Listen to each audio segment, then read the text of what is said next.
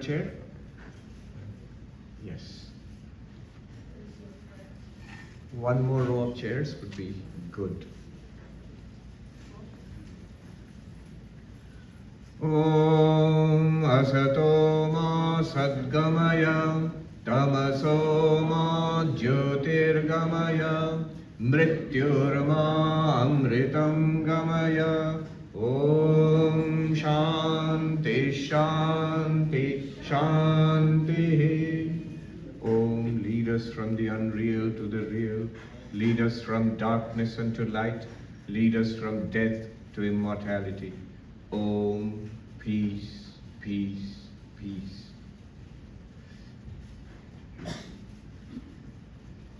The subject today is oneness. This is a word which describes Vedanta. If you want to describe Vedanta in one word, it would be oneness. Vedanta, although it has a vast literature, very intricate, deep philosophy, very sophisticated logic, extraordinary. But it also has the beauty of expressing it elegantly in one sentence. What is Vedanta? Tat Tvam Asi, you are that.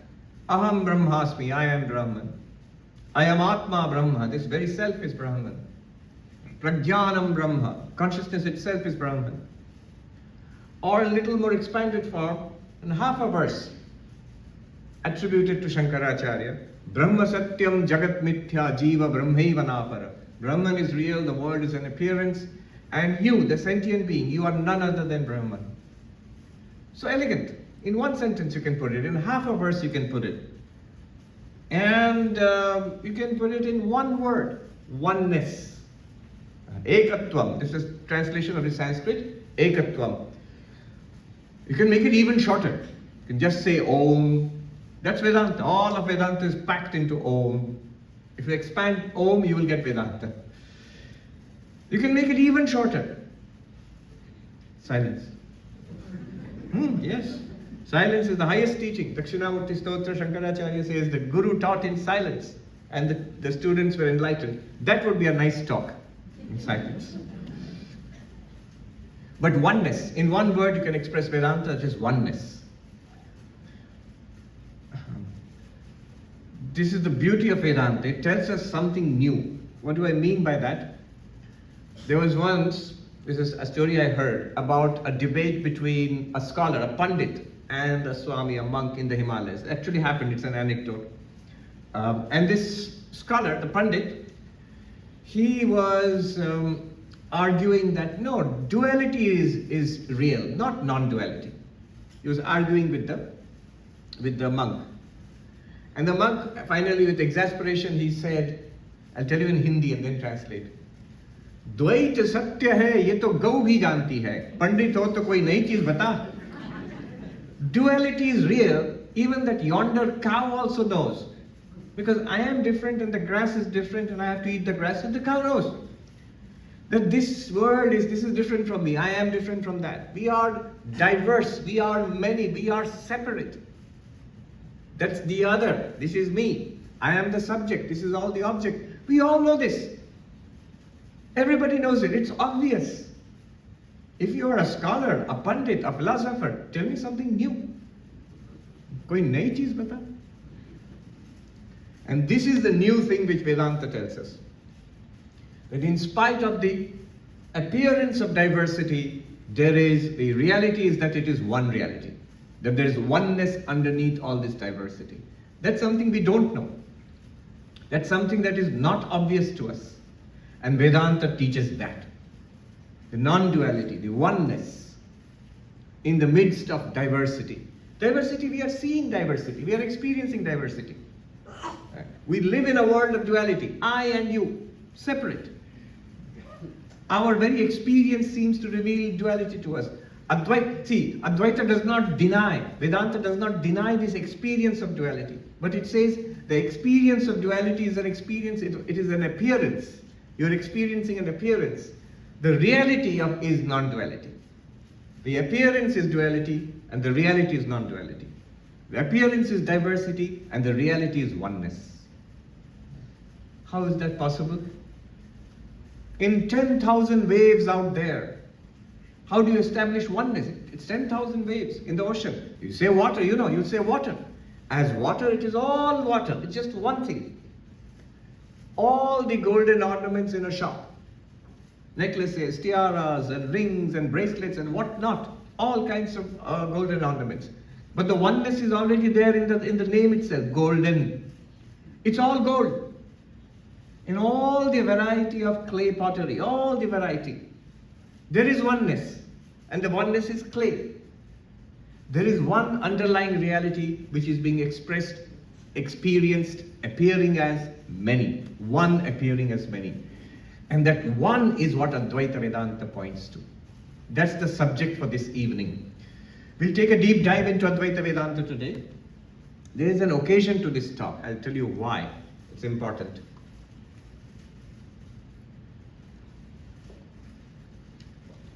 Especially for many people who have been following Vedanta talks online. So, Maharaj, talk about Drig Drishya Viveka, the separation of the seer and the seen. So it seems like two, we are separating, right? I am not the body, not the mind. I am the witness consciousness. I am the experiencer, the seer. Everything else is the seen. Drashta and Drishya, separation. And I've taught this, it is true. I've taught this again and again and again. But I remember one sadhu saying, a monk in the Himalayas saying, I'll again translate from Hindi. He says, ये जो दृष्टा दृश्य दृग दृश्य करते रहते हैं ना, ये कच्चे वेदांती हैं. Those who keep on teaching this drashta and drishya, drig drishya, separation of the seer and the seen, these are unripe Vedantins. That is just the first word, that is just the introduction, that's just the doorway to Vedanta. The separation of the seer and the seen, that is not Vedanta. That is two. That's not non-duality, that's obviously two, seer and the seen. So Vedanta does this. Initially there is an analysis which shows us I am not the body, I am not the mind. It seems like separation.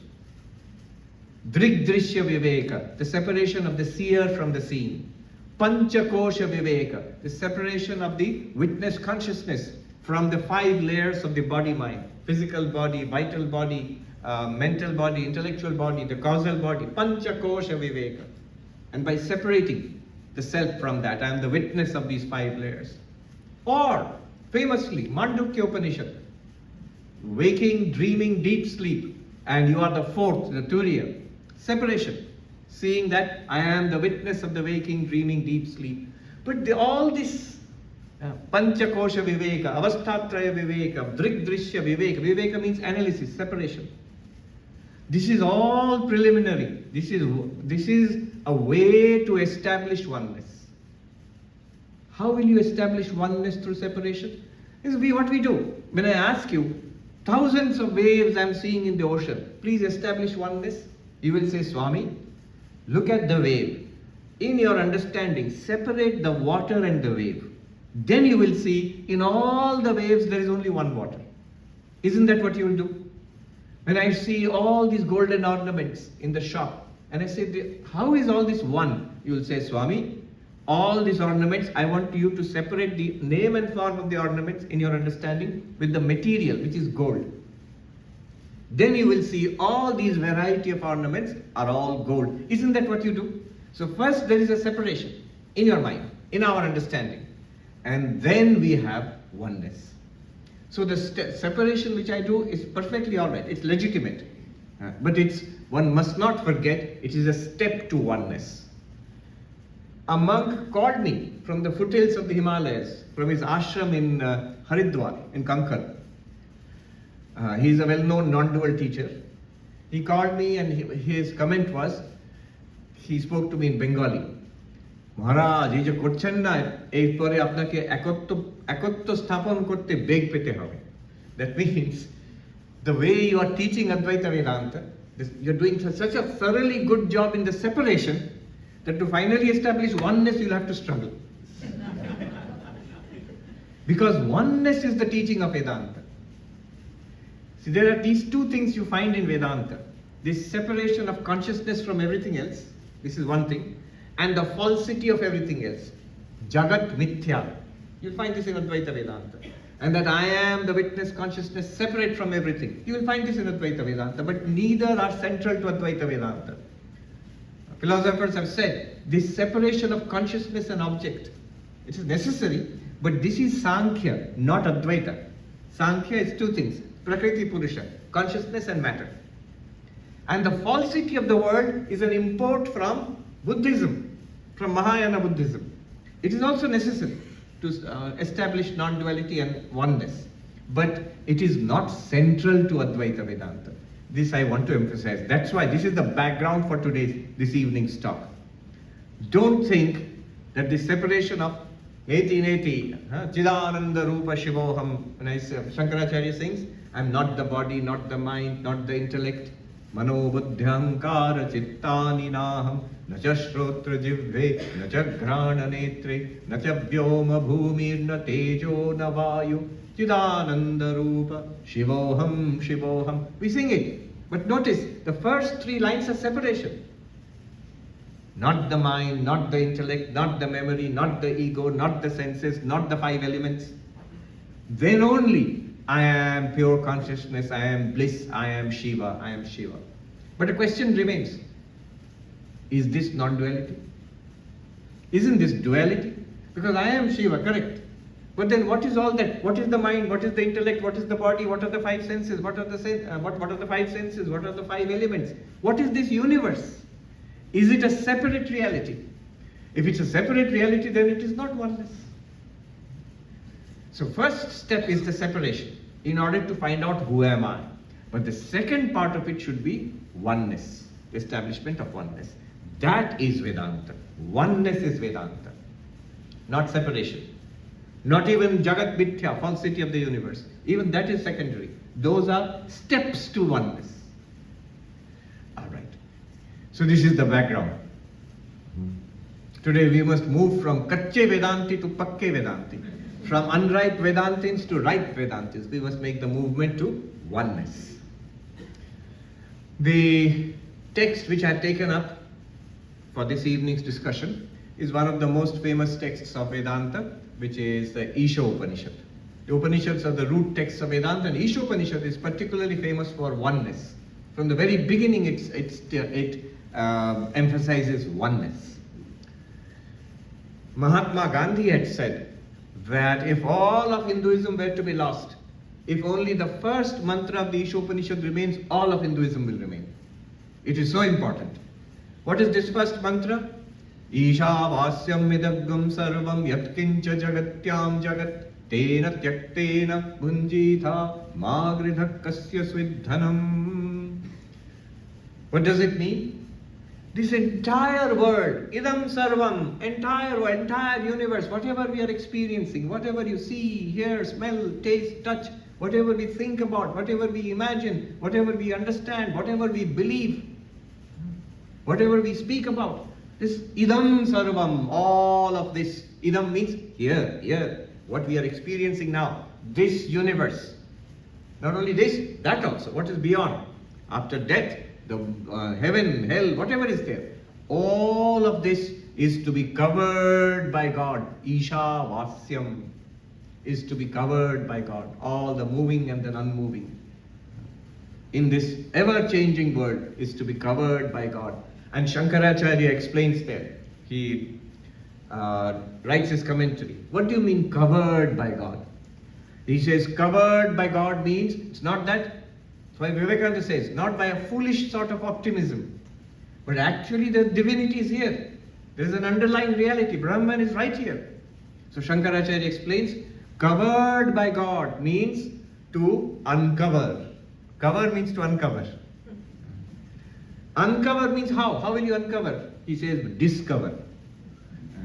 Here it is. Covered by God means you discover that the divinity is right here. Where? In everything. In everything. Whatever we experience. Everything you have to discover the already existing divinity. So oneness. One divine unity everywhere. This is a very profound verse. Cover everything in this universe, all the experienceable universe, by Isha, by the Lord, by God, by divinity. It means you discover the divinity already existing. a divine oneness existing already, like pre-existing, like pre-boarding in the airport you do like, so pre-existing oneness is there, that has to be discovered. Apparently diversity, but the Ishopanishad promises there is oneness here which you are not seeing, therefore it has to be discovered. It is something that we do not know, and that's why the Upanishad is teaching us that. Like that monk said to the Pandit, Pandit hai to koi nayi cheez bata? Tell us something new. Upanishad tells us something new in the very first line. Here in this world of diversity, which you know, I know, we all know this. Here is something you do not know. There is an underlying oneness. And this underlying oneness is what religion, what Vedanta calls God, Isha. And this has to be discovered. And then the next line, of course, is protect this knowledge, protect this realization by renunciation. Tena tyaktena bhunjitha. Ma gridha, do not covet. Kasya sviddhanam, for whose is wealth? Shankaracharya explains, wealth does not belong to anyone. It comes and goes. And not only that, wealth does not exist at all. It's an appearance. It is Brahman or Isha appearing as what you call what the covetable things in the world. So, this is the grand opening theme of the Ishopanishad. But that's not what we are going to talk about this evening. It only starts the teaching. And the teaching culminates in the 6th and 7th mantras. This is first mantra. This teaching of oneness culminates in the 6th and 7th mantras. That's what we will look at in the... already time is flying. That's what we'll look at in the remaining part of this talk. The 6th and 7th mantras. What's the 6th and 7th mantras? Yastu sarvani bhutani atmanyeva anupashyati sarva bhuteshu chatmanam tatona vijugupsate. But the one who sees all beings in the self and the self in all beings, that one does not hate. What did it say? Yastus, the one, but the one who sees, Sarvani bhutani atmanyeva anupashyati. The one who sees all beings in the self. What is our normal way of experiencing? The self is I, and all beings are separate from me. Now he's saying the one who sees all beings in the self, and the self in all beings, that one does not hate. That's the 6th mantra. The same theme which has started there in the first mantra is now concluded, the climax of the teaching. And then the 7th mantra goes even further. Yasmin sarvani bhutani atmanyeva Yasmin sarvani bhutani atmaiva bhut vijanata tatra komoha kashoka ekatvam anupashyata. He says, Yasmin Kali, at the time of enlightenment, or Yasmin Brahmagyani, in the knowledge that I am Brahman. What happens then? When you're enlightened, what happens? At that moment, what happens? Sarvani bhutani atmaiva bhut vijanata. Everything and everybody becomes yourself. In one instant, you see the universe is you. Recently I read Ramana Maharshi says, the universe is the expansion of the self. So, first discover his famous teaching, who am I? First discover who am I, and then you will see everything is an expansion of the self. Ishopanishad says, 7th mantra, Yasmin, at that time, at the moment of enlightenment, you discover, suddenly you realize, everybody and everything in this universe, all beings, all people, all races, genders, ages, in every nation, all living beings, all non-living stuff in this universe, everything big and small, it becomes the self. Atmaiva abhut. It becomes the self means it was already the self. It was you. Self means you. It was already the self, just we didn't know it. For whom? Vijanata, for the one who's enlightened, for the one who knows. Then what is the result? Tatra komoha kashoka. What delusion remains for that one? What sorrow remains for that one? Which one? Ekatvam anupashyata, for the one who sees oneness. For the one who sees oneness. This is the grand theme. Swami Vivekananda said that Vedanta teaches us just two things. One, the divinity within us. Second, the oneness of all existence. This is what Vedanta teaches us. We think we are mere mortals, this little creature. Vedanta says, no, you are divine. You are one with God. Divinity shines through every pore of your being. And we think we are all separate. Vedanta says, no, you are all one existence. Again, I am reminded of that monk. Koi nayi baat bata. Tell something new. This is new. We don't know this. This is new.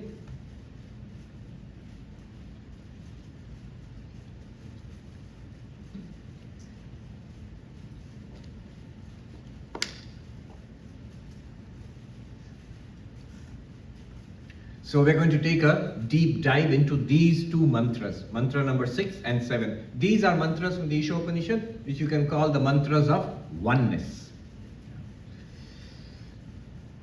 What is being taught here in these two mantras is actually in a different language the central teaching of Vedanta, Tat Tvam Asi, you are that.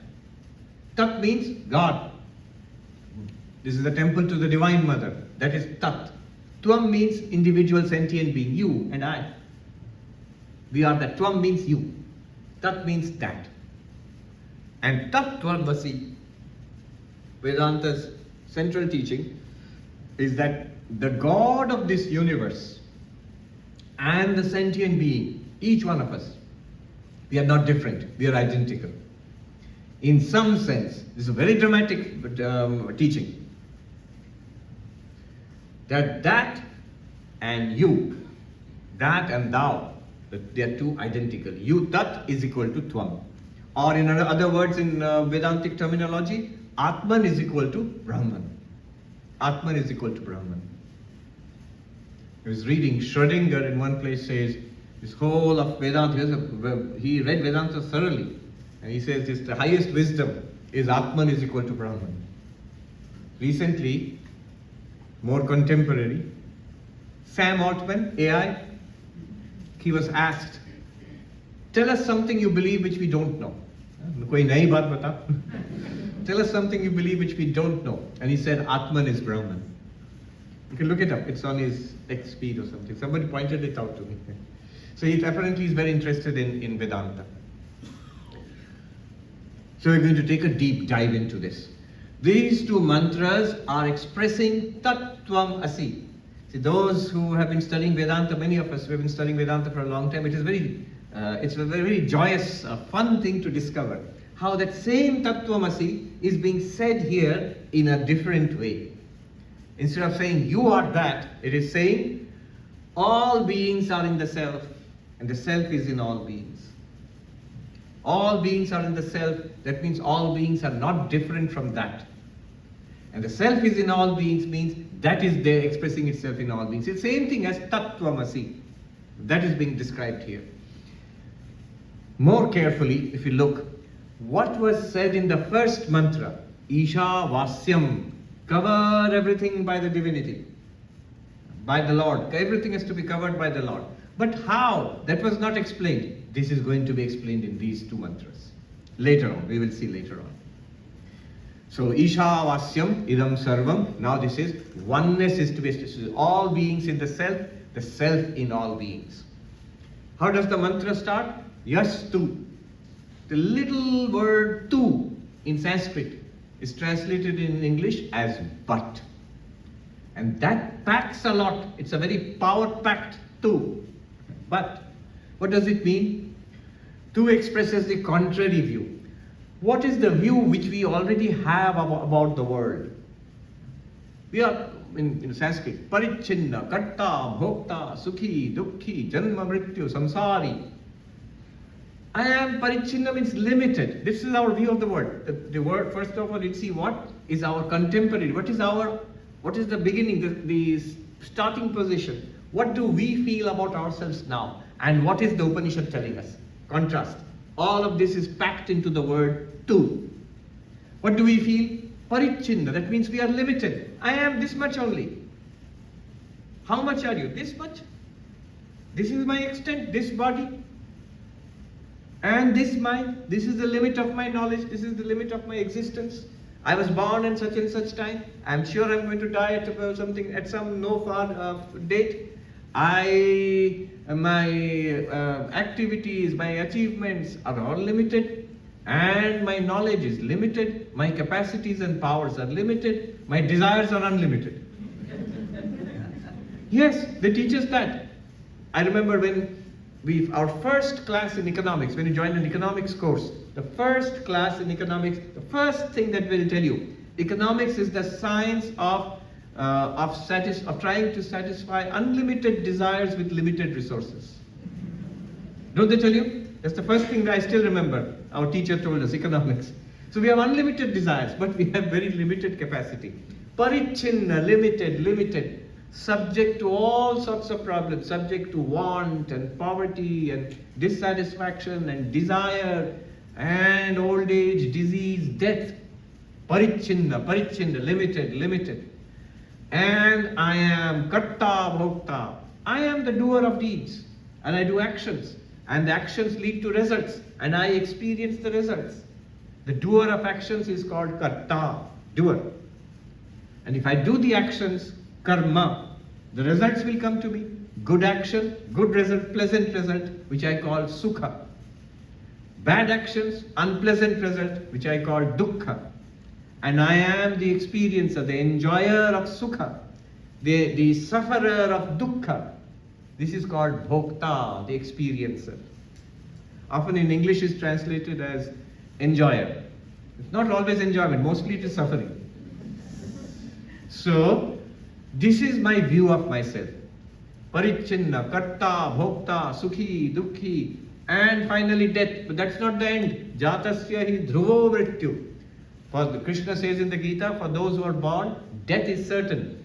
Dhruvam janma mritasya cha. But birth is certain for those who are dead. We'll come back again. The cycle of life and death will continue. This is the basic idea, the world view, the Vedic world view. Not just Vedic, Indian. Vedic, Buddhist, Jain, all of them, Sikh, all of them share the same worldview. Multiple lifetimes. We have been here before, we are here now, we'll again come back here until we evolve and attain freedom. All of this is the meaning of tu. But, in contrast, what is the Upanishad saying? You are Satchidananda. There is an ultimate reality. It is limitless existence, limitless consciousness, limitless bliss. Sat Chit Ananda. Claim 1. Claim 2. This limitless reality is called Brahman. Brahman, the word Brahman itself means vast, limitless. So this vast, limitless reality, limitless existence, limitless consciousness, limitless bliss or joy, it is there, that exists. Claim 2. Where is it? What is it? It's you, Tat Tvam Asi. So, you are already that. That's already there, it's already existing, and you are that. Tat Tvam Asi.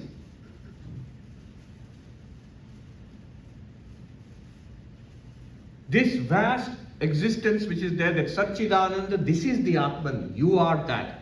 In contrast to Parichinna. This Satchidananda, this existence, consciousness, bliss is not limited. It's not limited. We think we are limited. It's not limited. It's not limited to one body. It's not limited in space. That is, I'm only here, not there. It's not limited in time, that I am born and I will die. I did not exist before this. After this, I will not exist. No. It's unlimited in time. It's eternal. It is all pervasive in space. And there is nothing in the universe which is not one with it. It is oneness. So this is the claim of Vedanta. Look at this. Our view of ourselves. Limited, doer and sufferer of the results of our deeds, subject to birth and death, samsari. And the claim of Vedanta, Brahman, limitless existence, consciousness, bliss. And you are that. You are not a samsari. You are free of samsara. All this is expressed by tu. Yes, tu, but. In contrast to our common sense view of ourselves. Something new, kuch nayi cheez bata. I'm telling you something new. And this is to be realized. Also very interesting. It says that it's already a fact. It's not that you are limited, you have to become unlimited. You are a mortal who's going to die, you have to become immortal. No, no, no. You are already immortal. You just have to realize it. You have to see it. That's why the word anupashyati, the one who sees. Therefore, the whole thing is a process of jnana, of knowledge. Who sees. Seeing means knowing, seeing with the eye of knowledge. This is a process of knowledge. Not of belief, not of action, not of meditation. Bhakti, karma, dhyana, all those are not excluded in Vedanta. They are very useful, but ultimately it is central in Vedanta. The central process, the central method is knowledge. Why? Because what you want already exists. It's just that we don't see it. Our problem is ignorance, and the ignorance has the solution is always knowledge. We do not see it, we have to come to see it. All this is in tu.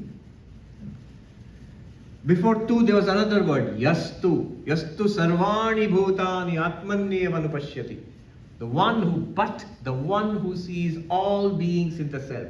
Yaha, another short word, the one. Which one? Vedanta will say, here comes the topic of adhikari, the one, the qualified one. We must not skip this part, because it is important for our success in Vedanta. Who is qualified? Qualified means, I am qualified. I bought the book, I listened to the YouTube talk, so I am qualified. No, unless there is a certain readiness within ourselves, all of that will remain as information. Nice stuff which I heard, a cool philosophy which I learned, but it didn't change me, I'm still the same person. Why did it not change me? Why did I not become enlightened?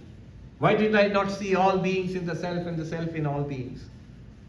After that one will not hate, but why do I still hate? Why do I still have grudges and complaints? You know, one unfailing sign of an enlightened person is that they will not grumble and complain. So if you are fond of grumbling and complaining, don't be in a hurry to be enlightened. Because you lose the right to grumble and complain if you become enlightened. Right. So Yaha, the adhikari, the qualified one. Who is the qualified one? We know this, but it's worth repeating. Sadhan chatushtay sampanna pramata adhikari. The spiritual seeker, the spiritual knower who has got the fourfold qualification is qualified for Vedanta. Fourfold qualification, many of us here we know, we can rattle it off, at least one should know the list.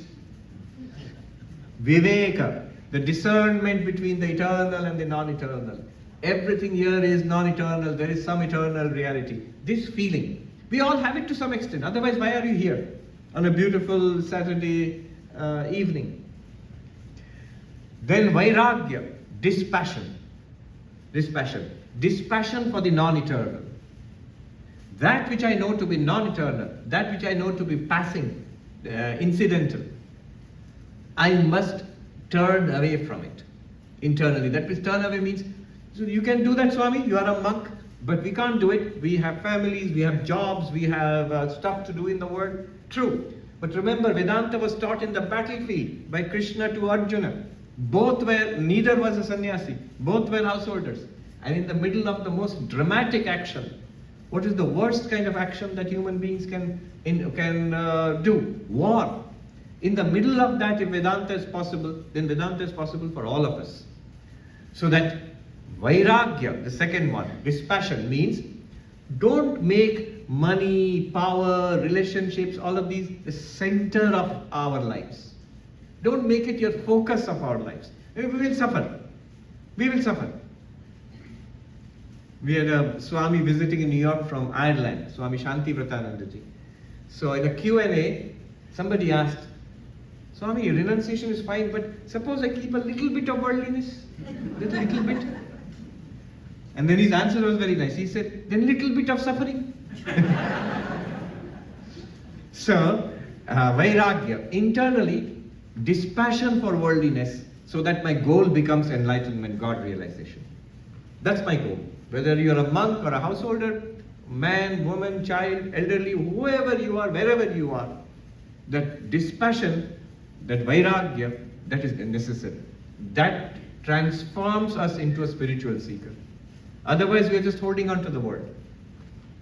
Then the sixfold treasure. Third one is Shat Sampatti, sixfold treasure. These are disciplines of the body and mind. What are the sixfold treasure? Shamaha, a quietude of the mind, calmness of the mind. Not restless mind. Then Damaha, a steadiness, a calmness of the senses, of the body, the control of the body, of the senses. At least the ability to sit steadily, quietly for an hour or two without reaching into pocket phone. Control, pull back. Damaha. Then Titiksha, forbearance. So life is tough. And one must have the capacity to persist in spite of problems. Just as for a job, imagine for your career, how much trouble we put up with. For raising a family, how much trouble you put up with. You don't have to put up with so much trouble for God realization. It's easier.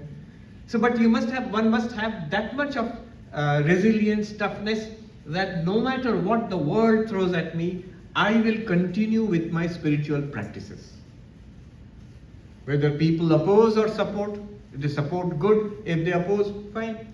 I will continue with my spiritual practices. If my health is good, very good. Health is not good, okay, I'll struggle. But I will continue with my spiritual practices. My meditation, my japa, my Vedantic study, my karma yoga, seva, these things I will keep on doing as long as possible. I remember a very touching little incident. Swami Bhaskaranandaji is there in Seattle. He is the senior most of the Ramakrishna order monks here in the United States. He's told this story that many years ago, decades ago, in our main monastery in Belur Math, on the bank of the Ganga near Calcutta, at that time Swami Vireshwaranandaji was the president of the order. And he was quite sick, I think in his last days. And this Swami said, I went to see him, the president of the order. And I found him sitting up, propped up with pillows in his back and answering letters, writing letters. In those days, he'd write letters. And this Swami said, I said to him, you are not well, please rest. What are you doing? That the president of the order, he said, I'll tell you in Bengali and translate.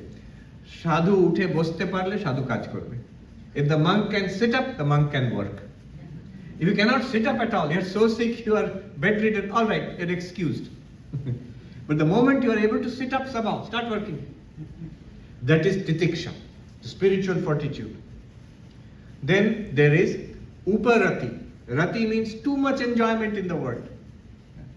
What are you doing in Manhattan? Monday to Friday, work. Saturday, Sunday, party. Monday to Friday, work.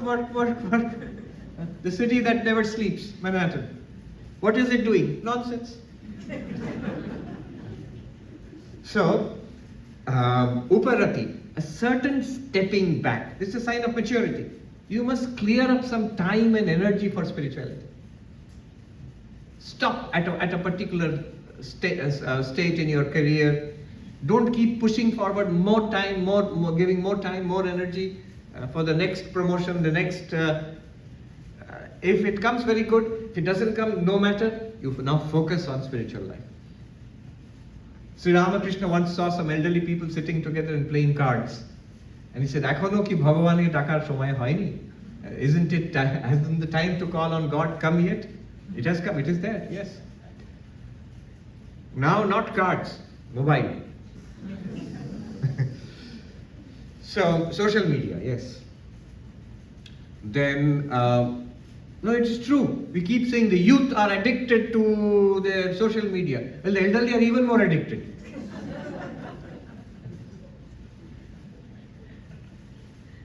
Earlier, there was no time from job and family. Now, no time from Facebook and WhatsApp and all. No time. So, uparati, pulling back. Then the next one is the samadhana. Focus. Concentrate. Give a few hours daily. on meditation, on your japa, on your scriptural study, on Vedanta, samadhana. Then shraddha, intense faith that what we are being taught here, what I am studying here, it is true. Right now I have not realized it, but there is something deep and profound here which is very valuable for me. That kind of thing which will sustain me in my spiritual journey. That faith, shraddha. And this is the sixfold treasure. Disciplines. Shama, Dhamma, Titiksha, Uparati, Samadhana, Shraddha. And then the fourth one, remember the list, fourfold qualification. We are on the third. The fourth one is Mumukshutvam, intense desire to be free. Sri Ramakrishna would say this is the one condition of enlightenment, one condition of God realization. He would say Vyakulata. He would say an intense restlessness for God, which he himself experienced. So, all of this is in the word Yaha. We have done only two words so far. Yah, tu. So all of this packed into the word Yaha. You might say that I am not qualified. No, we are all qualified. The very fact that we are interested in this, very fact that again and again we are spending time and focusing on this, it means we have these qualities to some extent. But we must excel, push these qualities up. Our viveka, vairagya, the sixfold treasure, and the desire for liberation. Make it more and more and higher and higher. Then we become qualified for Vedanta. What next? Now we come to the heart of the matter. Oneness. What are these mantras saying about oneness? Yastu sarvani bhutani atmanyeva anupashyati sarva bhuteshu cha atmanam. Here is the crucial idea. Let me share it with you. Read this along with the first mantra. Notice what was said in the first mantra. Isha vasyam idam sarvam. All of this, cover it with God. Shankaracharya said, cover it means uncover. Uncover means discover. Everywhere, all of this is already pervaded by the divine. All of this is the divine. There is this one divine unity here. That is mantra 1. What is this mantra number 6 saying? Yastu sarvani bhutani atmanyeva anupashyati. All beings, all of this is nothing but the self. All of this, sarvani bhutani, all beings here, living beings, all non-living matter, time, space, energy, animals, plants, human beings, all of them, gods and demons, whatever is there, all of it is what? The self. Atmani, in the seas, all of them in the self. Sarva bhuteshu cha atmanam. In all beings you see the self. Now put them together. Do you see an interesting equation emerging? The first mantra said, all of this is Isha, God. The sixth mantra says, all of this is Atma, self. The term in common in between is all of this, idam sarvam, sarvani bhutani. But now it is said, it is Isha, and now it is saying, it is Atma. Or in the language of Tat Tvam Asi, first it said, it is Tat. All of this is God, Tat, that. Now it is saying, all of this is Atma, you. If you put them together, what do you get? Tat Tvam Asi. You are that. How so? How? All of this is the self. It means what? What does it mean? Sometimes when you listen to Vedanta, they seem like very egotistic fellows. Aham Brahmasmi. So aham. Aham means I. Aham Brahmasmi means I am Brahman. So aham. I am that. I am he. I am that. Chidananda Rupa. Shivoham. I am Shiva. What do you think of yourself? I am Shiva. I am Brahman. I am that. Are they egotistic? So no. What is ego? It's always the limited ego. I am this body mind, me, this guy. But here the ego is not, we're not talking about the ego. The ego is being expanded limitlessly to include everything. Not limited to one being. Somebody asked me once, this Vedanta doesn't it make you egotistic? What about humility? It is actually, it makes you the most humble of all beings because it makes you same with everybody. Oneness is established. Sameness is established. Tatona vijugupsate, does not hate, does not condemn, does not have contempt for anybody or anything. Because it sees the same divinity everywhere. Sees the same divinity in yourself. You are that. Aham Brahmasmi. And that same Brahman in every being. It is that one limitless existence, one limitless consciousness, which with this body and mind is this guy here. But the same limitless consciousness, with that body and mind, with that name and form, with the different names and forms, are different people here. And all the people of the universe, all the living beings, animals and plants, and the tiniest being to the largest living being, all non-living things also. Chair and table and rocks and stars and planets, everything. This is an ocean of names and forms. And underneath that is this one real, like the water in all the waves, like the gold in all the ornaments, like the clay in all the pots, is this one existence, consciousness, bliss. You might say, that's great, but what about me? You are that, Tat Tvam Asi. What is the material? The material of all the pottery, clay. What is the one material of all the ornaments? Gold. What is the one material of all the waves? Water. What is the one material of the entire universe? You. Ramana Maharshi says the universe is an expansion of the self. It is our identification with the body which makes us think that's amazing, but I don't think so. I am only this. It's our identification with the mind which makes us feel I am just this one person. That's why we do that first. Drigdrishya viveka, panchakosha viveka, avasthatraya viveka. That separation, initial separation is done in order to free us from the delusion that we are body-mind. Then when we realize we are one consciousness, then we see all beings are appearing in that one consciousness. A sophisticated example is the dream example. In our dream, what happens? I fall asleep and I forget that I'm sleeping. And the mind projects a world of dreams. There are people and there are places and objects and events, things are going on and happening, all of that. And people are there in those dreams. And I am myself there in the dream. But when I wake up, what happens? I realize everything that was there in the dream, and everybody who was there in the dream, and everything that happened in the dream, it was all me, the dreamer. Similarly, upon enlightenment, one realizes that everything here, everybody here, and everything that has happened here, it is all me, that one underlying consciousness. This is what is being said, that all beings are seen in the self, and the self is seen in all beings.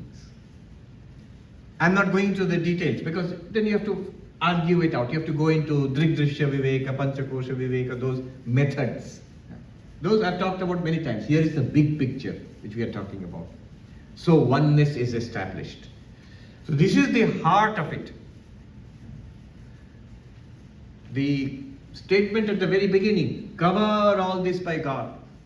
But how? How?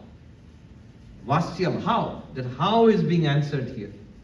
By seeing into yourself, see that you are not body, not mind, you are pure consciousness, and then see the whole universe in that pure consciousness. This is what is meant by covering everything with God.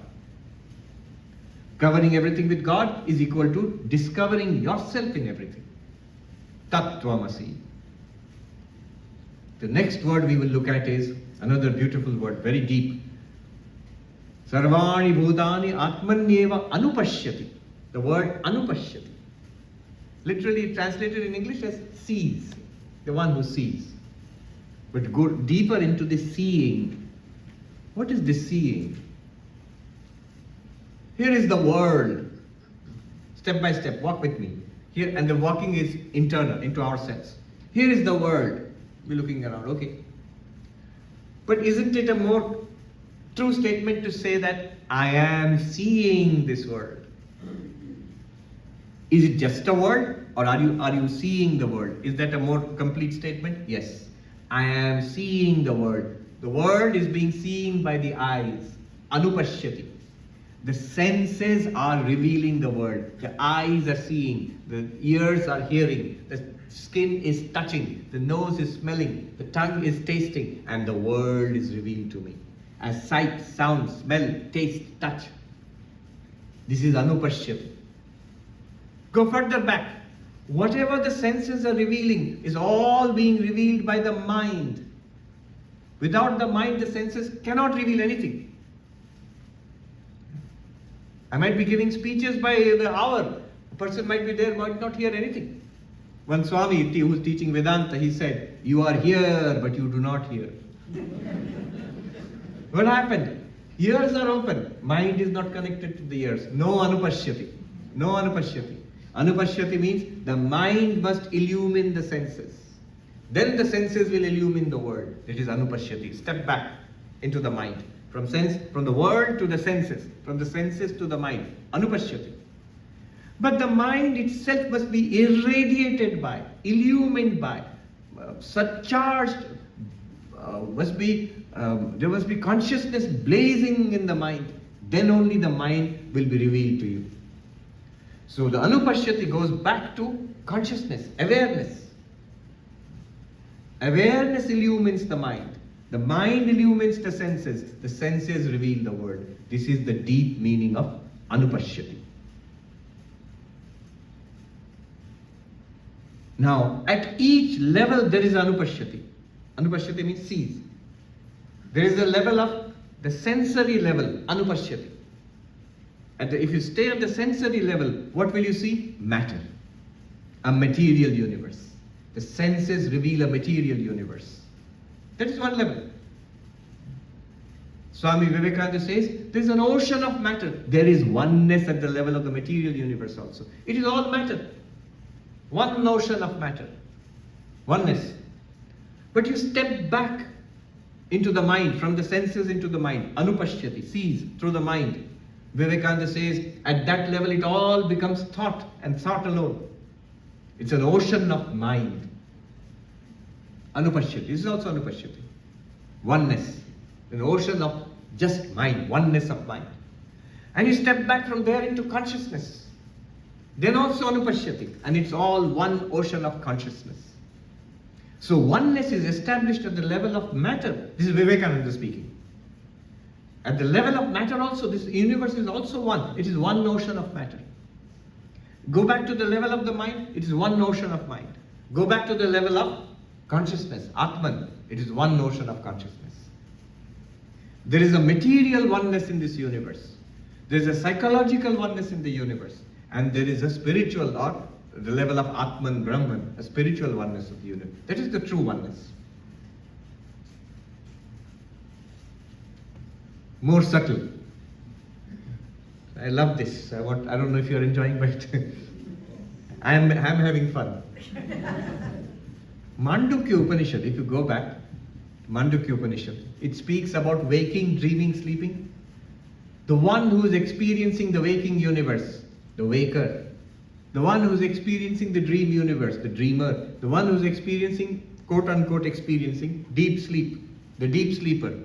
And the fourth, waker, dreamer, deep sleeper. Fourth, Turiya. In Mandukya Karika. Turiya literally means the fourth. But it's not the fourth. It is the one appearing as the three. Consciousness. Pure consciousness, awareness by itself, appearing as waker, dreamer, deep sleeper. It appears as the waker in connection with the senses, experiencing a gross material universe. That one consciousness appears as the dreamer in the world of dreams, in the mind, when you are only in the mind, in dreams, appears as the dreamer. And it appears as the experiencer of the blankness in deep sleep, the potential, the seed state, as the deep sleeper. Anupashyati sees at three levels. As the waker, we are experiencing this world. This is one type of anupashyati, seeing. As the dreamer, or at the level of the mind, when we are immersed in thought, anupashyati, again, a seer of the subtle universe. And in deep sleep or samadhi, anupashyati, the seer of the causal universe. But all of them, underlying all of them, is one seer, one consciousness. That you are, Tat Tvam Asi. In the language of the Mandukya Upanishad, Ayamatma Brahma. This very self is Brahman. All Anupashyati. What is the result of this? This Anupashyati, this seeing, amazing result. See, in the world here, I'm just translating what I heard in Hindi. इस जगत में तो दृष्टा दृश्य का भेद है, यहाँ दृष्टा दृश्य का भेद नहीं है. कार्य कारण का भेद है, यहाँ कार्य कारण का भेद नहीं है. अधिष्ठान अध्यस्त का भेद है, यहाँ अधिष्ठान अध्यस्त का भेद नहीं है. Very beautiful. This Anupashyati reveals oneness. What does it mean? In the world we see the difference of seer and seen, drashta and drishya. This is how we started Vedanta, seer and seen. Here in this Anupashyati you see there is no difference in the seer and the seen. Both seer and seen are appearances of one underlying consciousness. The seer is different from the seen, but the seen are not different from the seer. You, the dreamer, you are different from everything that you experience in the dream, but nothing you experience in the dream is different from you. Can your dream exist without you? Can't. Can you exist without your dream? Of course. So, the seer and the seen are ultimately not different. Be careful. Go from the seen to the seer by difference, and then see what was seen is nothing but the seer. Cause and effect are not different. In the world, cause and effect are different. Seed is different and the tree is different. God is the cause, universe is the effect. That's the definition of God in all religions. Creator of the universe, creator of the world, God. Cause and effect are different. Here when you say Avanupashyati, you see the universe which is produced by God and God himself, they are not different. They are one reality. It is one divinity. Ishopanishad, if you look, go back to the mantras between the first mantra and the sixth mantra, mantra number 3, 4, 5, those mantras, what do they say? In the world, there's a difference between inside and outside. There's a difference between moving and non-moving. There's a difference between near and far. And what does the Ishopanishad do? Tadejati tannejati, that moves and it does not move. Tad dure tadvantike, it is far and it is near. It is large and it is small. It's outside and it's inside. That means the same thing. It erases the difference between moving and non-moving, that is changing and non-changing. Erases the difference between far and near. Erases the difference between outside and inside. All using paradoxical language. Because in what sense? Because we know it is one consciousness appearing as all this. You might say, so one near and far, how are they saying? I'm seeing something here and seeing something there. They're different. This is near and that is far. But suppose I wake up from the dream, then I realize what was near to me and what was far from me in the dream are both me, the dreamer.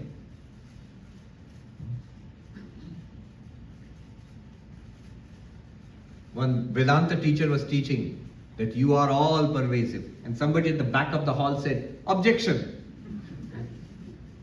I am here, I am not there. You are there, you are not here. How am I all pervasive? I am only here, I am not everywhere. In Hindi, मैं यहाँ हूँ वहाँ नहीं हूँ तो सर्वव्यापी कैसे हुआ? I am only here, I am not there. Then how am I all pervasive? How am I everywhere? And the answer from the teacher was equally remarkable. He said, in Hindi, he said, लेकिन यहाँ और वहाँ क्या दोनों ही आप में नहीं है? Here and there, are they not both appearing in that consciousness which you are? You're looking puzzled. How is that possible? What's he talking about? But think about the dream example. In the dream example, if you say, I am here, I am not there, and then I wake up and I realize I was dreaming, then that here and there both were in my mind, isn't it? Both were appearing. The whole world of dreams, here and there, all locations in the dream world are in the same mind. Exactly like that, in one limitless consciousness, here and there, inside and outside, far and near, moving and unmoving, they're all nothing but the play of one consciousness. That is what is being said here. Oneness is established. This is Anupashyati. Summing up, Anupashyati, seeing. There is a sensory seeing. Seeing, hearing, smelling, tasting, touching. It reveals a material oneness. There is a mental seeing at the level of the mind. It reveals a psychological oneness, which is called Hiranyagarbha in Vedanta, the cosmic mind, one mind. And there is a causal level seeing, Ishvara. But beyond that is the oneness of consciousness. Anupashyati. Waker, dreamer, deep sleeper, those who prefer the Sanskrit original terms, Vishwa, Taijasa, Pragya. 3 levels of seeing. Anupashyati, Anupashyati, Anupashyati. But the truth is, all of them are nothing but the Turiya. One consciousness. You might call it a necklace. You might call it a ring. You might call it a bracelet. And you said, look, they are different. But if you see the material in them, that which was appearing as the necklace was melted and made into a bracelet. That which was a bracelet was melted and made into a ring. It is literally the same material. Oneness. One underlying reality. Anupashyati. Then what is the result of all of this? The result of all of this is that tato na vijugupsate, does not hate.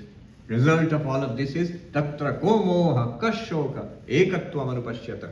What sorrow is there? What delusion remains for the one who sees oneness?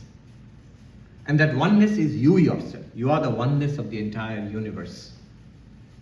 The 7th mantra, Yasmin sarvani bhutani atmaiva bhut vijanata tatra komoha kashoka ekatvam anupashyata. For the one who sees oneness, what sorrow can there be? What delusion can there be?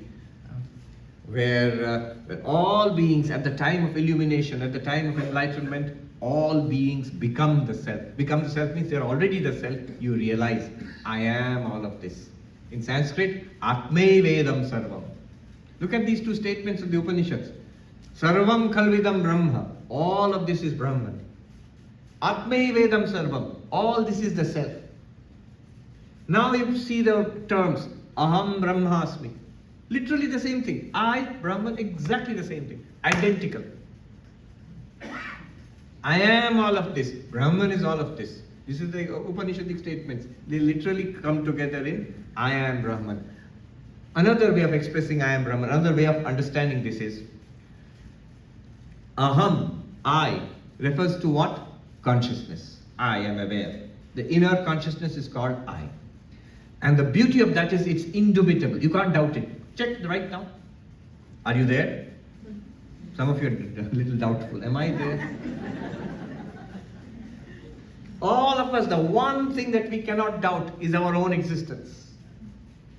Why not? It is always appearing inwardly as I. Or if you prefer, as consciousness, awareness. So this is called Aham, I. And what is Brahman? Brahman is that one notion of existence which appears as the universe in various names and forms. Look, everywhere. Is. Microphone is. Chair is. Stage is. Space is. Is everywhere. This isness which you find everywhere. This existence. This ocean of existence which we find everywhere. This is called Brahman. And what does Aham Brahmasmi mean? It puts these 2 together. This one shining, indubitable consciousness which we find without any doubt. Nobody can doubt it. But we somehow feel it is limited in this body. This Aham Brahmasmi tells you this is the same consciousness which appears as the isness, the existence in the entire universe. You are this entire universe. This is the oneness of all existence, which Vivekananda was talking about. Let me give the peace chant and then we will go into question answer. But remember, the result of all this, Tattva Jnana, Samadarshana, Jivan Mukti. When you realize the oneness, this is called Tattva Jnana, realization, enlightenment. Oh, I am all of this. Then what will happen? The result will be Samadarshana, Samadrishti. I see everybody and everything with the eyes. It's often in English it is translated as same-sightedness. It looks like some kind of defect of the eye, you know? Short-sighted, long sight or short sight. But same-sightedness means to see the same divinity everywhere. Samadarshana, samadrishti. And the result of that samadrishti will be Jivan Mukti. How is Jivan Mukti expressed here? Does not hate. What sorrow is there? What delusion is there? And does not hate. Jivan Mukti. Tattva Jnana, realization of the truth. What is the truth? Oneness. Result, psychologically, samadrishti. Same everywhere. That's why the enlightened one never ever considers himself or herself special. If a spiritual person feels he or she is special, different, unique, not spiritual. Or at least not reached that level of non-duality or oneness. The spiritual person feels one with everybody. One with everybody. With the lowest of the low, with the greatest of the great, just one with everybody. It translates into love. But that's not a love, not an individual love. I've seen this in some great masters, some great teachers I've met. It's a very unsentimental love. There's undoubtedly love. You always feel this person is on my side. I've seen a great Swami, thousands of people coming to meet him, and each one individually felt, he understands me. He's on my side. He understands my sorrow. I've seen this person being transformed in seconds. Somebody who a lot of people would give consolation, try to help. Somebody who suffered a loss. No effect. Sorrow remains. And just one meeting with this great Swami, one meeting, within a minute, all this Swami said to this lady who had lost a lot in her life. Mother, Swami to bojo, tomake ki bolbo. You understand everything. What will I say to you? That itself cleansed the sorrow. I don't know how. It didn't give a long lecture on oneness. It cleansed the sorrow from the heart of that lady, and she was fine after that. So this is that oneness in action. Samadrishti and then the Jivan Mukti. Jivan Mukti is freedom while living. So I pray to Sri Ramakrishna, Ma Sharada, Swami Vivekananda. This is the place of the Divine Mother. It is all her will. It is all her play.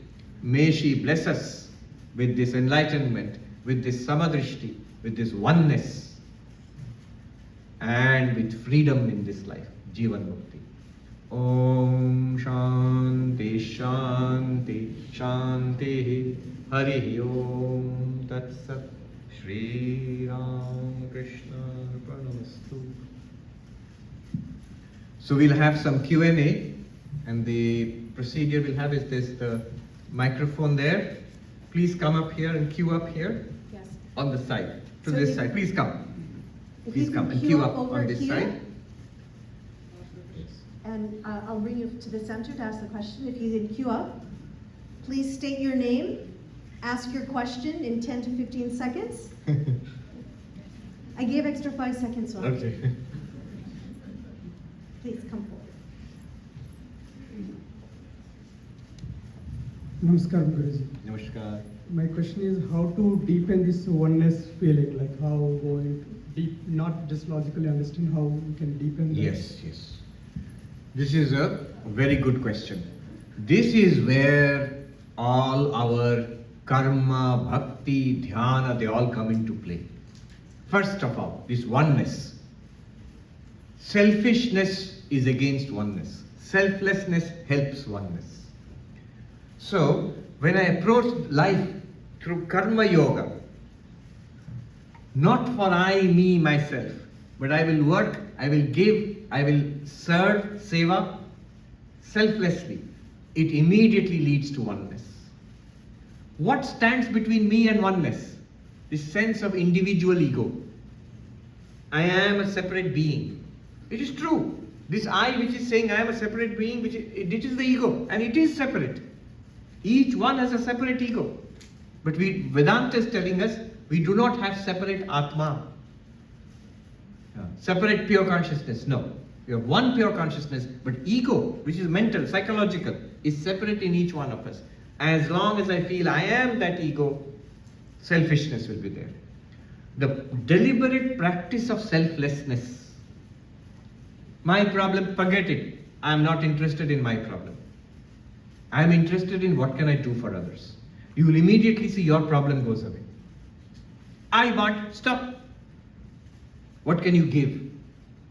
You will immediately see what I want will be fulfilled far more than what you had ever expected. I remember when I became a monk about 30 years ago, revered Swami Gahananandaji, who later became the president of the order, Ramakrishna order, he was vice president, or he was the general secretary at that time. He was visiting. He visited our ashram. I was a young monk. I had just joined few months. At night, he asked the youngsters who had come to be monks. He called them. We all sat at his feet late in the night, maybe 9:30, 10 o'clock. And he asked us, why have you become monks? Please tell me. So each of us, we tried to express why we had become monks.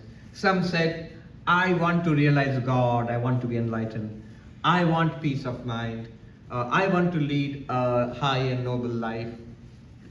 Then he said, I want. Nobody has come to give anything.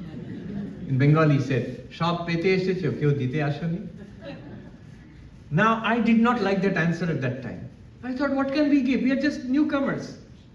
We need training, we need practice. I would like to learn Vedanta, I have to meditate, you have to teach me.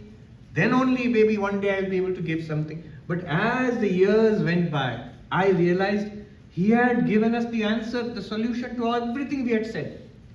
I want God realization. I want peace of mind. I want enlightenment. I want a high, noble, good life, and to lead a noble life. I want peace of mind, these things. All of these you will get if your attitude changes from I want to I will give. If your attitude is I don't want, I am here to give. Let me do something. Let me serve. Let me give. Just that switch, that I realized. Over time I've realized. And that is an attitude which we can all do. That will lead to oneness. I want, I, me, mine. It leads to separation. Selflessness leads to oneness. Alright, one more thing. Bhakti leads to oneness. If I cannot catch up that one limitless consciousness, if I cannot catch and I see that I am that, I can't see, it's too difficult for me. If I cannot see that, then that becomes God for me. If I cannot catch that as Aham Brahmasmi too much, then say that limitless consciousness, that oneness of the universe, it is the Divine Mother Durga in the temple. It is Kali, it is Durga, it is Shiva, it is Narayana, it is Vishnu, Krishna, Rama, Ramakrishna, Chaitanya. That oneness now becomes the God I worship. So devotion to God, love of God, connection, hold on to God, that will take you indirectly to that oneness.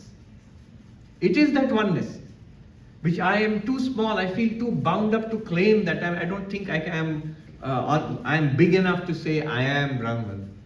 Swami Turiyanandaji, great Vedantin. He says in one place, I'll tell you in Bengali and then translate.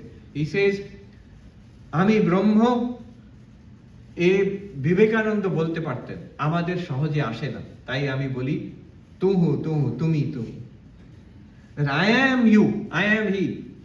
Vivekananda could say it effortlessly, but it does not come easily to us. It came easily to Turiyananda, but he is speaking for us. He says it does not come easily to us, so I say you means God, my divine mother everywhere. So bhakti, it leads to oneness. It may seem paradoxical. Bhakti means duality, I and God, but no, catching a hold of God will take you, the separate you, it will slowly erase the separateness. And then only God will remain. Then the third way, which will help, is meditation. Separation depends on restless mind. Still mind will reveal oneness. Flickering mind, many. Still mind, oneness. By definition.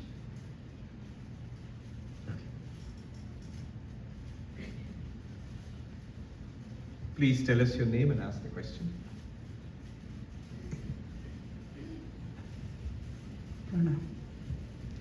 My name is Hasmukh Rai Patel. I have a question. I have received everything in my life at appropriate time. And at that time, when I would like to thank God, then I'm thinking, oh, again, if I am in a oneness, then whom should I thank about? So I have received everything at the appropriate time in my life. You say, Dhanya ho, which people say in Vedanta. You are Punyatma. No, really. We must be very glad that things have gone well for me in life. In two ways. One is actually things have gone well for me. Whether it is wealth, learning, success in life, health, things have gone well with me. Family, things have gone well with me. This is punya, a good deal of good karma in the past. And that has given rise to these results. Good. Even more important, everyone here knows something that he does not know. That he must have suffered in his life, but if you ask him, he says, things have gone well for me. The mind which can say that, that's a great blessing. That things have gone well for me in my life. The person may have suffered a lot in their life. We don't know his biographical details. There is nobody here who has not suffered. But to have a mind which is unclouded by suffering and is thankful, is I want to thank God. I'm thankful. If I'm thankful, you are blessed that you have such a mind. Number one, you're blessed you have had a good life. Number two, you're blessed you have such a mind, which is willing to thank God, not remembering my sufferings, my struggles. Good. Now if there is only oneness, one existence, whom to thank? There is nobody to thank, because that one existence alone is you are that. It is one limitless existence. But the moment you say, I am Hasmukh Patel, then that one existence becomes God for you. And you can thank God. You should thank God. All right. Tell us your name and ask the question. Hari Om Swamiji. My name is Dharma. My question is, for many of us who are students or who have jobs, it's very demanding on us and it causes a lot of stress and anxiety. And so how can you turn something that's so demanding of you, and also other parts of Grihastha, how do you turn that into Karma Yoga and have an attitude of service? Yes. That's a very good question. There are a lot of stresses and strains in this life. At the job, when you're getting a degree, then you get a job, then back at home, in the family, in relationships, a lot of stresses and strains. And it will not cease, it will keep coming. So, one thing is to center yourself in something which will be unshakable in the midst of all these storms. Krishna says in Bhagavad Gita, Yasmin stito dukkhena guruna api na vichalyate, centered in which the heaviest of storms will not shake you. What is that center? This Aham Brahmasmi, I am that. Or if that doesn't appeal, it's too difficult, then I am the child of the Divine Mother. So Ramakrishna's attitude was that. Everything here is being done by the Divine Mother. Ma is doing everything here, in this entire universe. Even a leaf does not fall without her consent. Therefore, knowing that, this body, every bit of it is running by the grace of the Divine Mother. This thought, these talents, this degree, this energy, these ideas which I have, everything is the Divine Mother. I am the child of the Divine Mother. My goal is the Divine Mother. And everything that I have to do, the job, the family, my spiritual practices, my personal life, everything the Divine Mother knows in detail, every moment of it. Let me take, wherever I have any problem, let me relax back into the Mother's lap and let her do it through me. That is the most powerful form of Karma Yoga. Then you have one sadhu put it very beautifully, non-dualist sadhu, Advaita, he said, Ishwar ka sahara lo Mahatma ji, bahut badi sahara hai. Take the help of God. It is a great support. Take it up, one practice. If you can worship God as the mother, Swami Vivekananda said, in this age, the worship of the mother is specially recommended because it leads to quick results. Quick results. Vedanta will say, see, in the worship of the mother, there is no difference between my job, my family, and my meditation and my Vedanta. All of that the mother will help you with. But if you come to Vedanta, job, family, vairagya, dispassion, outside the door. Don't bring it up here. That is not very helpful. That's too strict. But in the Divine Mother's parlor, everything you can bring up. It's privately between child and mother. You can ask for help, and the mother helps. But as a mature spiritual seeker, we will ask not for worldly help, but for help in my spiritual life. But you can ask for what? If you are helpless, you can ask for worldly help also. This difference between worldly and spiritual is for us. In her eyes, nothing is worldly, it's all spiritual. Okay, thank you.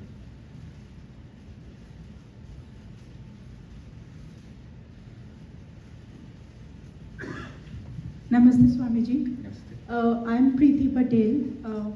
I have a bit of a philosophical question to ask. Like, when I was listening about oneness, the question comes up in my mind is, what's the purpose of this plurality or duality of egos? Like, if we say it was karma or prior birth, then if we go back to the cycles, like what led to this initial multiplication of egos in the first place? Yes, good question, a natural question. When you come to Vedanta, oneness and all of these teachings, then you ask, but wait a minute, you're teaching oneness, but isn't it many? So yeah, but ultimately it's oneness. All right, ultimately it's oneness, but in appearance it's many. So why? So why did that one become the many? Somerset Maugham, a well-known writer, novelist, he did a lot. He knew Vedanta very well. In one place he writes about Vedanta, how the one became the many. He says, one feels that Brahman could have left one well enough alone. Shouldn't have become the many. Otherwise so much trouble. It becomes the many, and there is samsara, life and death, and then you have to learn Vedanta and then become enlightened and then become free. Why all this trouble? Why not remain as the one? Yes. Why did the one become the many? The first answer is the one did not become the many. That's what Vedanta is saying. The oneness is still there. Oneness has not gone. It's not that it was oneness, now it is the many, then it will become one again afterwards. No, right now it is that oneness. This is something worth noticing. Vedanta is not telling us that the oneness, the ultimate reality is there, but it's available in heaven, not here. No, in heaven also and here also, and in hell also. Same oneness is available. It is not that it was one at one time, but now it is many. And after some time in spiritual practice or something, it will again become one. No, it is one right now. The oneness is there right now, in the middle of the appearance of diversity. Otherwise, or sometimes one might say, yes, the oneness is there, but you will get it only in samadhi.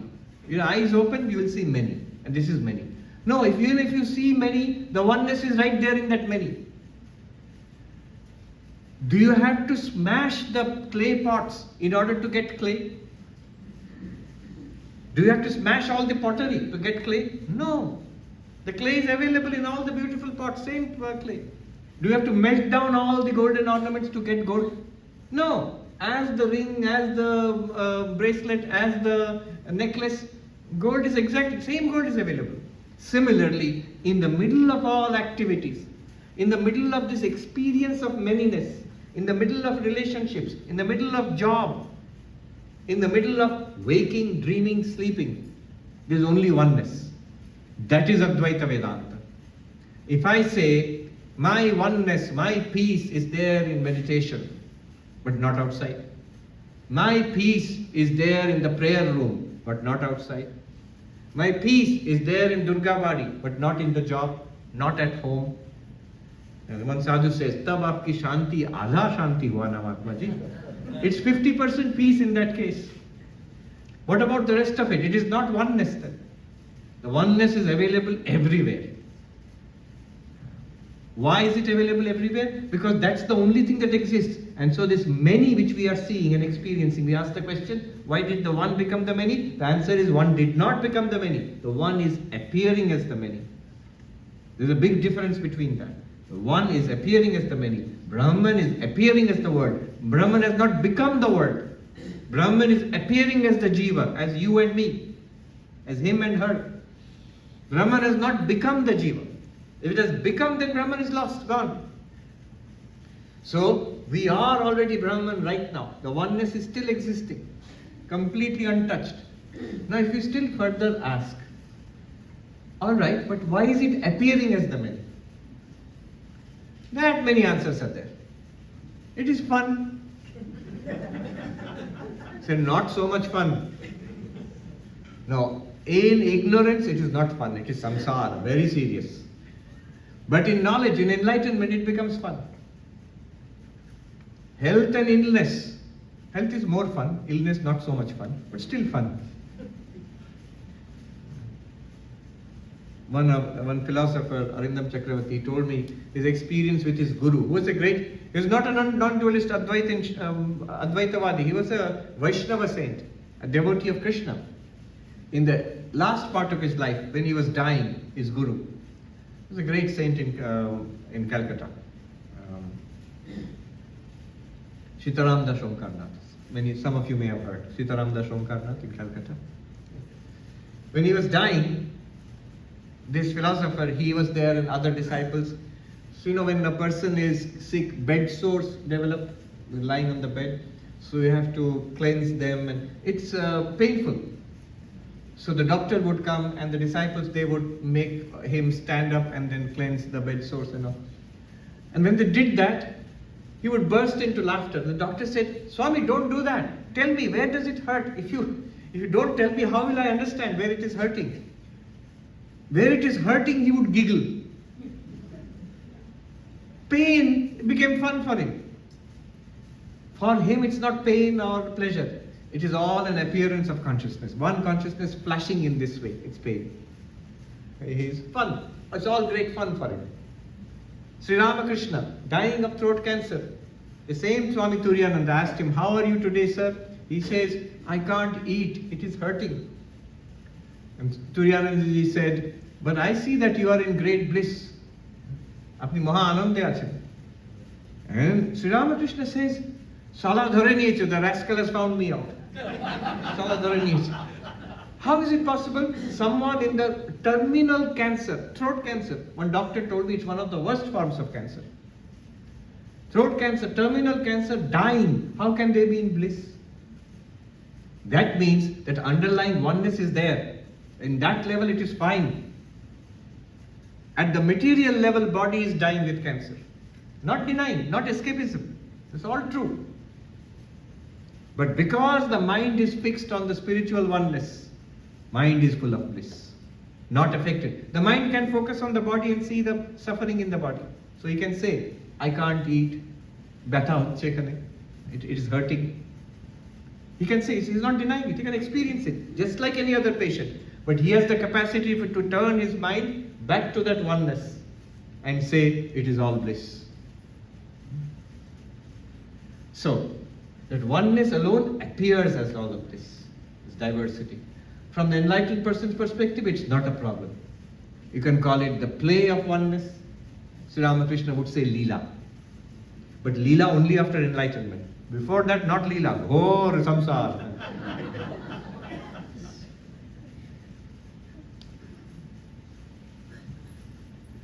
Please tell us your name and ask the question. Gokul Das. I have a question about evolution of biology of evolution. So, what is your comment on the evolution of knowledge or consciousness in lower organism to higher organism? Suppose life is everywhere. Okay? So, what is your comment on that? How Yes. it is about? Vedanta, in fact, I'll go to yoga philosophy, the Yoga Sutras. It talks about evolution. Prakritya Puranat. Nature, the infilling of nature. Nature evolves higher and higher forms, more and more sophisticated forms. And consciousness is manifest in all of these forms. So according to Vedanta or Yoga or Sankhya, none of them admit evolution of consciousness. They say evolution of bodies. The physical body, the biological machinery, that evolves. And that evolution is admitted by Indian philosophy. Monier Williams, who wrote the first English Sanskrit dictionary, Sir Monier Williams, two Moniers, he says these ancient Hindus were Darwinists 1,000 years before Darwin. So they admitted, in principle. Of course, they did not, I'm sure they did not know modern evolutionary theory, but evolutionary biology, they did not know. But in principle, they admitted. Even if you look at the Dashavatara, from fish to tortoise to boar to half man, half lion, Nrsimha and so on, and to the human form, shows understanding of the principle of evolution. So evolution of life, Swami Vivekananda he expressed it this way: it is the evolution of matter and the expression of consciousness. So consciousness is not a product of matter, it is expressed through matter, in that sense.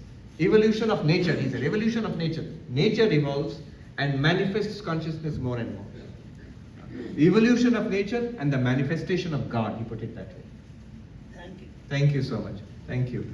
Oh, by the way, I was just reading. One more person is. Oh, there are two persons, I think. Please come. I was just reading just a few days back. You know what's the oldest evidence of religion ever discovered?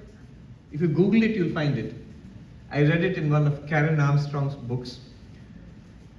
The oldest evidence of religion is a figure about 30 centimeters tall, wooden figure, a carving, found, wooden or stone figure, found in a cave in Germany. A sculpture, clearly a religious motive, going back 40,000 years, before every kind of civilization, prehistoric. And you know what is that religious figure carved? Half man, half lion. And it's available in a museum, you can see it. Half man, half lion. It's some kind of object of worship. Hindus will immediately think Nrsimha. You Google it, I Googled it further. Has it anything to do with Nrsimha? Immediately, learned scholar said, it has nothing to do with your Nrsimha. See, this lion which is shown here is the cave lion found in some parts of Africa, and in those days, probably in Europe also at one time it was found. It does not have the mane. If you see the description of Nrsimha in the Puranas, it has the mane of the male lion, and so on. So it does not match. He said that is scholarly quibbling. If the idea is that the divinity expressed itself half lion and half human, and then somebody carved it in some part of Africa or in some part of the Mediterranean, they would have carved it in their idea of a lion. How does that prove it is not Nrsimha? Buddha, sculpture. Indian Buddha looks North Indian. Burmese Buddha looks Burmese. Japanese Buddha looks Japanese. And will you say Japanese Buddha has nothing to do with the Buddha in India? It is the same. Very interesting. 40,000 years ago, the oldest available archaeological evidence of religion in the world. Half lion, half man. Anyway. My name is Sandeep Kamath. You're awesome, and I've learned a lot from you, so thank you firstly. I've been learning Vedanta, and I guess in terms of trying to crystallize it, since it's now clear, especially with oneness, that really the same divinity exists in everybody. In everybody. So love is the ultimate fabric Yes. that unites us. Beautifully put. Love is the expression of that divinity. Now, in spite of that, we have conflicts. Yes. And then in order to resolve conflict in a harmonious way, I guess what I'm really understanding is dharma is kind of the other pillar. So I guess in conclusion, I've basically concluded it's just love and dharma as it relates to living in samsara that are the key two pillars. Is there anything else? There is something with the word which you used, harmony. You used the word harmony? Right. Harmony is very important. Why? It is true, the ultimate truth is oneness. Samadrishti, sameness, is the viewpoint of the enlightened one. You will see the sameness in everybody. But the experience of life is not sameness. Thank God. The experience of life is diversity. There will always be different races, different genders, different political views, different economic status, different educational status, different religions which will not agree with each other. All of this diversity is more and more welcome if there is this underlying oneness is understood. Then what is the result? If you know oneness and you're seeing this diversity, how do you bring them together? The word is harmony. This diversity, you don't have to smash it into sameness. Have diversity. The same gold can be so many kinds of beautiful ornaments. Same clay can be a wide range of wonderful pottery. Same Brahman, same oneness can be endless diversity of the universe. Let it be. But what happens is ignorance, the primal ignorance which hides the oneness and shows just the diversity. That ignorance leads to, love disappears and then conflict arises because the underlying oneness is not seen. So our struggle is to overcome that ignorance. All ethics, all love, all selflessness, all efforts at unity, all efforts at harmony. Harmony is a beautiful word. Harmony in your job, in your family, harmony in the community, harmony among nations. You cannot have sameness. And yet diversity, how will you prevent? Diversity will lead to conflict. How will you prevent conflict in diversity? Only harmony. And that harmony must be based on that oneness, the vision of that oneness. But does dharma itself have that essence built into it? Yes, it does. Okay, thank you. Yes, it does. But the dharma, the problem is if you say dharma has that built into it, dharma will again lead, it is your dharma.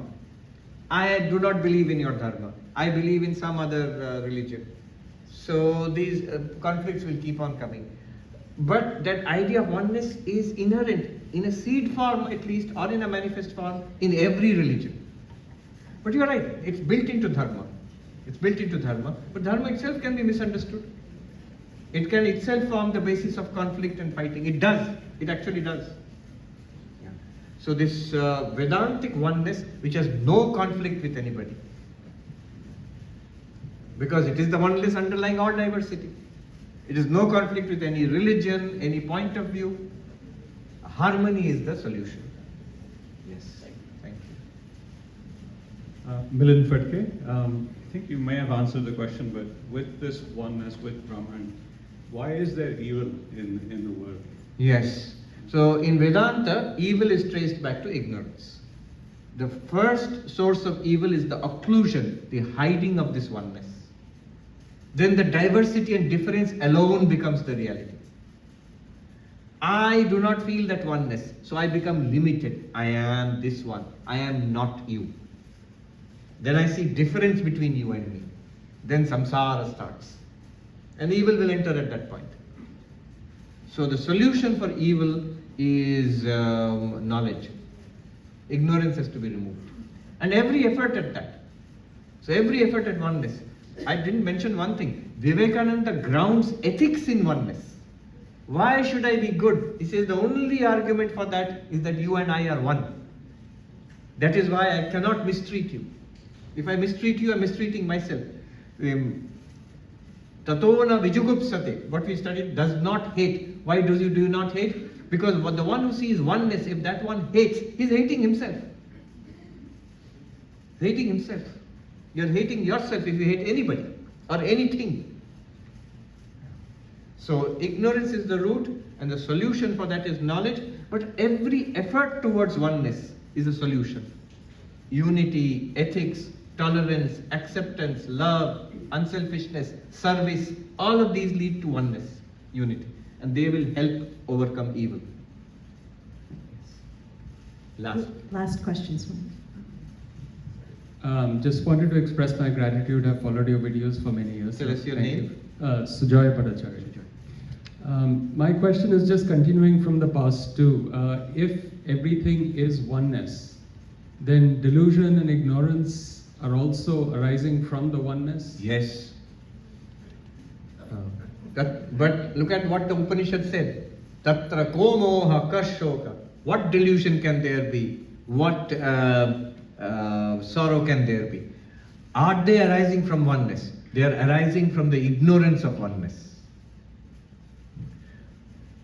You see, where does delusion arise from? Where does sorrow arise from? Where does evil arise from? From in Vedanta. What is the Vedantic view?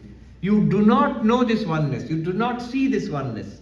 Why do you not see it? Why do you not know it? This is called ignorance, ajnana, avidya. So this ignorance is at the root of all of these problems. Are you with me so far? Ignorance is, in Vedantic analysis, ignorance is at the root of all these problems. But you should not give up the question. You can then say, all right, but then this ignorance is coming from that oneness. If you follow the question, it will be very interesting. Answer will be very interesting.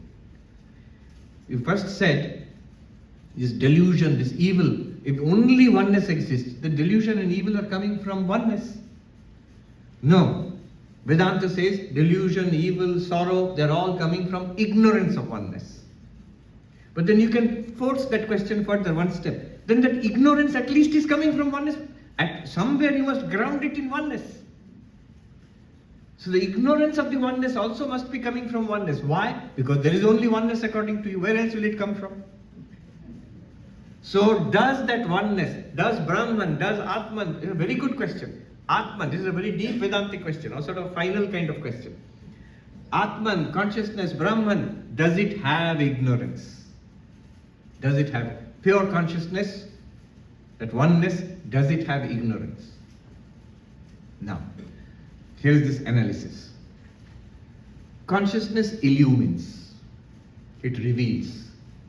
So when I say I know, aham janami, I know, that is revealed by consciousness.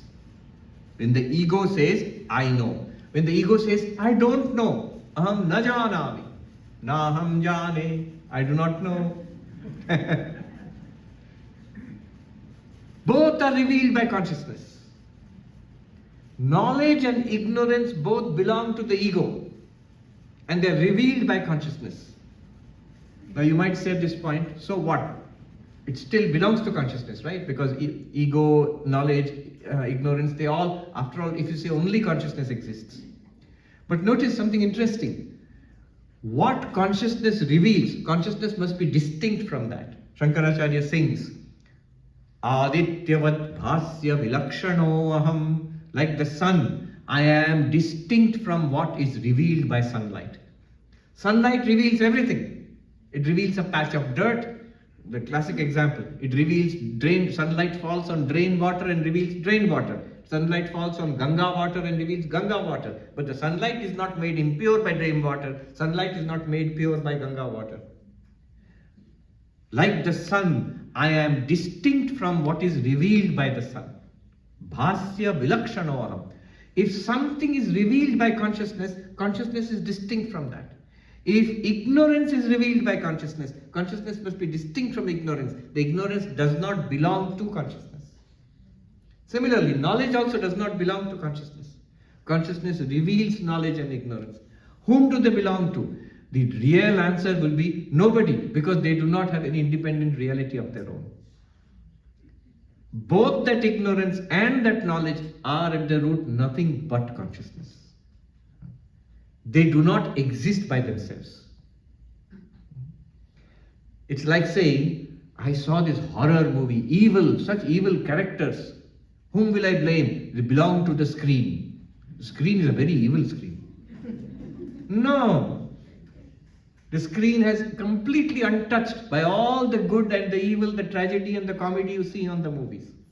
But the movies are not independent of the screen. The movies entirely depend on the screen. You cannot blame the screen for the terrible things which happened in the movies. Nor can you give a medal to the screen for the heroic things which you saw in the movies. But the screen does everything because it is the reality behind the movie. Without that, no movie is possible, good or bad. This is the answer.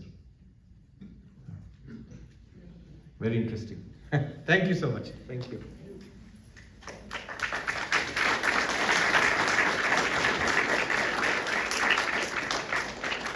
So Swamiji, how blessed are we that with your help we empty out so that we can feel so full. So on behalf of the Vedanta Society of Greater Houston and our partners Durgabari, we are so grateful for your presence, for your support. We look for you to continue supporting all of our good works. We have a few quick announcements. Tomorrow morning, Swamiji will be speaking on the Light of Lights. For those who are registered, we will see you at 11 a.m. July 9th through 14th, from Germany, we have Swami Banishananda, and it'll be such a treat to have him here. So please look for emails explaining. If you've not joined our mailing list, please do so. August 17th to 18th, we have a very special guest. As part of the organization that puts all of this work in Vedanta for us in the West, Belur Math out of Kolkata, one of the Assistant Secretaries General, the administrative heads of Belur Math, Swami Bodha Sarananda, is coming to Houston. It is extremely important that all of us be present to show Belur Math that we are not just a vibrant community, but a very active one. And we look forward to having their support and also for them to support us in getting Swamiji. We'll keep wishing for you, Swamiji. Don't think we're not. I'll keep coming. So please, to the best of your ability, come and bring your friends. And then of course, September 20th, we have the Durga Puja, which is 1 week earlier than Durgabari, so that you can enjoy with us and you can enjoy. So Swamiji, my 3 takeaways from the last few days. Be fearless in all things. What you shared with us on Thursday. Be fearless in all things. Keep things where they belong. And today, cover everything with God. And with Swamiji's help, you help us understand how to uncover so that we can discover ourselves.